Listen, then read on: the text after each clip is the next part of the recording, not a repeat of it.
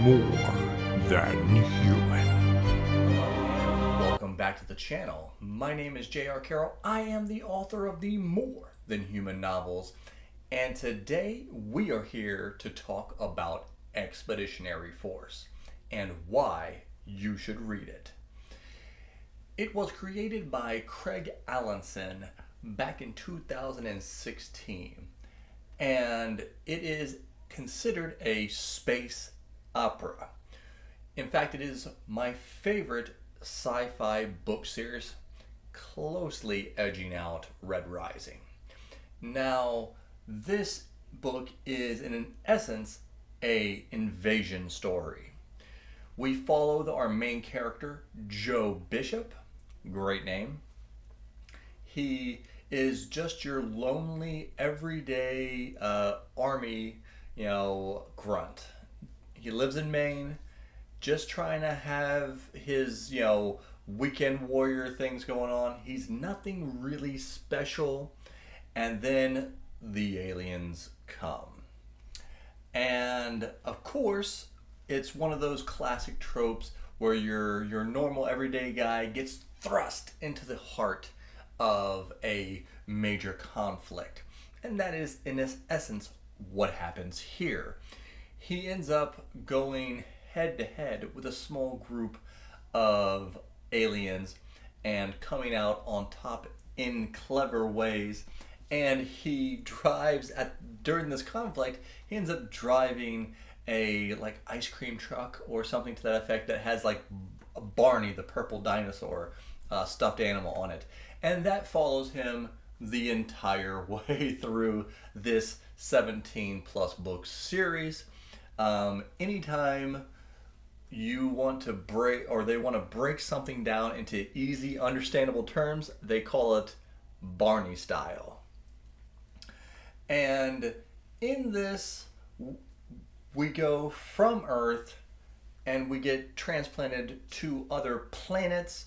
Initially, that is to train up humans to help fight off the apparent bad aliens. The great thing about this series is the scope of all the different types of aliens. This would make an amazing television series because you have so many different layers of aliens. And the way it works, I'm not going to give you a lot of spoilers and a lot of names of the aliens, but you have two top species in the universe, or in the galaxy rather. And they kind of paint one side as kind of the bad side and the other side is the less bad side. But as you go down, there are alien civilizations below each one. So you have the most highest, most powerful, most advanced, been around the longest. And then below them, they have a tier of a few different alien species. And then below them, it's the same thing. And of course, we are at the very bottom. And our hero here, Joe Bishop, he kind of stumbles through, this whole series, at least in the first half of the series. It seems like he's stumbling his way towards victory. And he runs into a beer can, a shiny metal beer can. But that turns out to be one of the most ancient, most powerful AIs in the galaxy. And he gives him his own name as Skippy the Magnificent. Now, if you are familiar with the Dresden Files, if you follow my channel, you'll know that is my favorite series.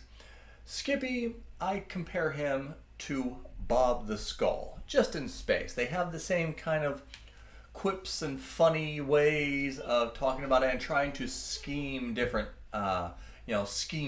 ideas and stuff. Skippy is so intelligent that he many times looks down on other species. Actually, he looks down on every other species. But what makes humans special, and Skippy will tell us this over and over again, is even though he considers us filthy monkeys, we are so inventive, and when we see a problem, while other more advanced civilizations and species will look at that and be like, yeah, that's impossible. You try anything, you're going to die. Humans, and especially Joe Bishop, see something and go, why don't we try this? And Skippy will be like, because it's dumb.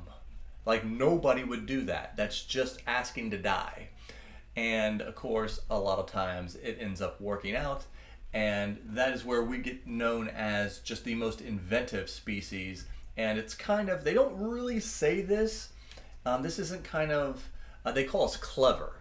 But it's also the same thing as like the human spirit. Kind of in other fantasy things, we're like, oh, the human spirit will fight on. It's kind of that, but they call us clever monkeys. But one of the best things about this series is the dialogue. Craig Alanson may in fact be the best dialogue writer of all time. In these 17 plus books, there's probably more dialogue, per page of any book I've ever read. And it is so good. And he has some of the best humor I've ever read. It's one of those stories where Joe Bishop kind of gets crapped on because he's clever. He is smart in ways, but he's not as smart as all the people that are around him. As humans, and as Joe Bishop rises up to become, something special in the galaxy, he's, of course, surrounds himself with the smartest, brightest, and best. And he's often kind of looked down on. But over time, people start to understand his clever genius. And a big component of this is Skippy and Joe's relationship. They actually become friends, best friends. Over time, they bust each other's chops, but they also, some of the best scenes in the entire series are these where they bounce ideas off each other. While Joe says, Skippy, can we do this? And Skippy's like, you're stupid, Joe. And then eventually, Joe comes up with an idea that Skippy goes, I hate you. Why did I not think of this? I'm supposed to be the smartest thing in the galaxy. But we also had this overarching theme of these original rulers of the galaxy called the Elders. And who are these firsts? How powerful are they? Why are they not here? That is a question that looms over the Expeditionary Force books the entire way.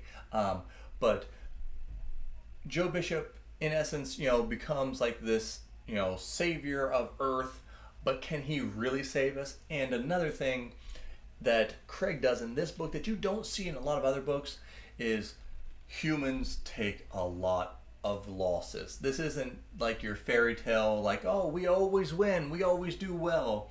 No, there's some very emotional, very dark parts of this book. But because of the humor and because of Skippy, it keeps it from going into any kind of grimdark area. And to me, this is one of the biggest untalked about science fiction series going. I don't know how many more books Craig is going to put out. We might get to 20 total books. But this is my favorite science fiction series. I hope that you will take a look at Expeditionary Force. This is not one of these books where I say, oh, you got to get a few books in and then you'll be hooked.